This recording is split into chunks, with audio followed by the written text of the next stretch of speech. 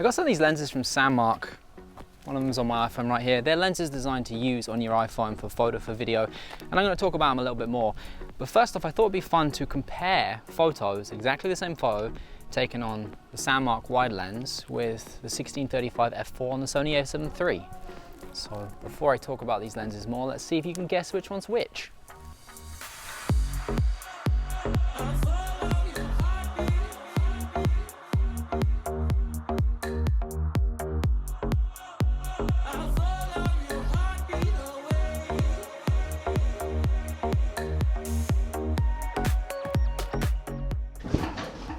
All right, back inside.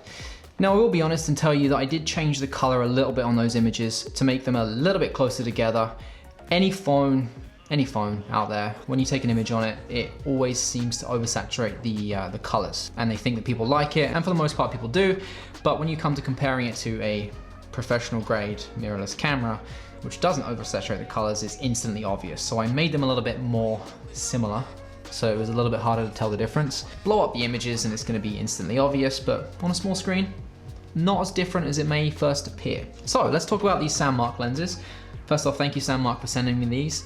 They actually sent me two, the wide lens and I have the anamorphic lens as well. So let's talk about the wide lens first, and we'll talk about the anamorphic one in a bit. Why would you want to get this? Sometimes there's situations where even myself, I don't have my camera with me and I just have my phone. Now if I want to shoot photos and I want something wide, this isn't very good at shooting wide photos, and the reason being is the focal length on here just isn't that wide. I really like 16.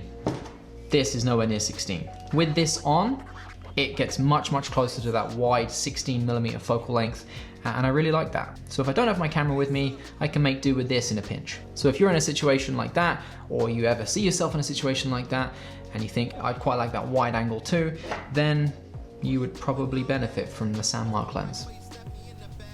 I am shooting on my iPhone, in case you're wondering why the video is a little bit different now, but I want to talk about this quickly. So these are going to be good for photos, obviously, but I think they have a better purpose, and that is for video, specifically for something like Instagram stories. Most Instagram stories, for the most part, are shot with your phone, and sometimes the camera that comes with the phone is a little bit too tight, it's not wide enough. Now I know there are phones out there that come with wide lenses now, but any iPhone, even the newest one, does not have a wide lens on it. So if you are shooting Instagram stories or vlog style stuff, you might find it's just too tight and you want that wider field of view to get your background, to get more people in it. Whatever you're doing, you just might want that wider look. This is going to give you that. A great example of people that utilize these lenses, not these specific ones, but wide lenses on their phone, Ryan and Dylan, who I will link below. They shoot a ton of Instagram stories, all done on their phone, and they use wide lenses, not the Sandmarc ones, but similar ones, and it gets them the shots that they want to get. This is obviously shot without the lens because it's in my hand right now, but if we swap to with the lens on, you now have a much wider field of view and it just looks better. It's more flattering, you get more in the shot, just looks better for Instagram stories. So here's an example for shooting Instagram stories. I'm out on my one wheel right now, the Pint, which I love, just came. Very excited to have this. And yeah, don't have the wide lens on, so it's okay, but it's just not that wide. So let's put the wide lens on, see how it looks. And now we have the wide lens on here. It's just more flattering, more wideness to the shot, wider. Wideness isn't a word. And just looks better. Much prefer the wide angle when it comes to shooting Instagram stories. Just looks better. When you buy this lens, let me give you a little close up there. Very nice. It does come with a case as well. It's a plastic, very slim iPhone case, and I've dropped this quite badly actually the other day. I dropped it on some rocks there, and you can see it took some dents, but the case held up very well. So that is actually made of metal, and you can see my lens is actually cracked. I don't even know how I did that, but it's cracked. So it attaches metal on metal, so you're not going to have any issues of cross threading. It's not going to wear out the threads quite as easy, so that's a good thing. So the lenses are solid. It's made entirely of metal other than the front element there, which is obviously made of glass because it's a lens. If it was made of plastic, it wouldn't be good. Do you even get plastic lenses? But anyway, there's a close-up for you.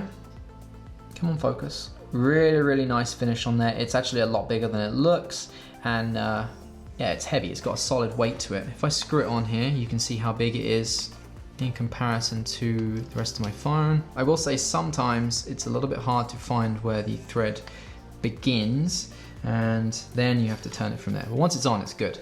So there you go. That is how big it is comparatively to your phone. So it does add considerable size. Definitely no longer pocketable when this is on there. It adds substantial width to that, and I mean, you could put it in your pocket, but you might get some strange looks. The other lens they sent me is an anamorphic lens.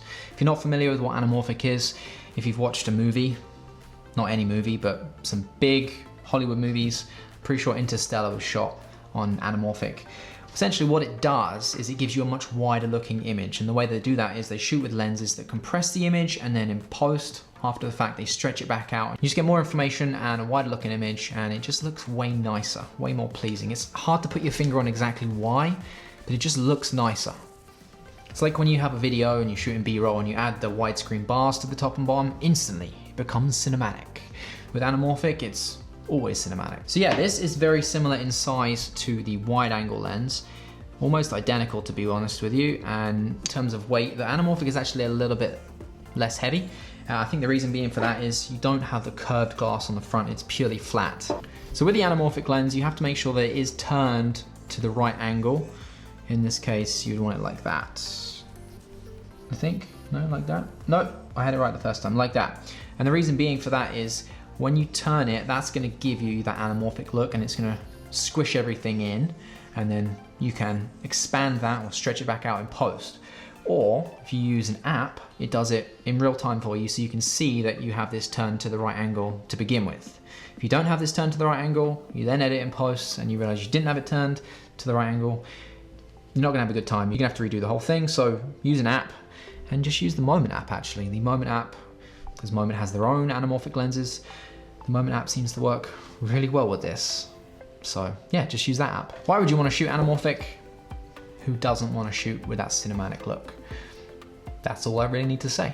Of course, if you like light flares as well, you're gonna get a lot of those. Anamorphic has that, you know when you're watching a movie, I think Drive with Ryan Gosling in it, had a lot of anamorphic shots in it, because you see the headlights of the car and it just gives you an entire glare across the entire frame. You get a lot of that with anamorphic lenses, so if you like that, then you might want to pick up the anamorphic lens too. I'd recommend using a gimbal for your phone as well, that way you can get it really, really smooth. So those are the Sandmarc lenses, the anamorphic lens and then the wide lens. If you want to pick either of those up, I'll put the links down below. Remember, when you buy these, they do come with a case, so make sure you buy the right one for your phone. I know they do them for iPhones. Don't have an Android phone, so I couldn't tell you if they do them or not for them. I'm sure they probably do, but they definitely have them for iPhones. So that's that. Appreciate you watching today. There's some buttons down below if you want to click those. Apparently they do good things. Maybe click it and find out. Or don't do it, whatever you want to do. All right, thanks for watching. See you guys in the next one.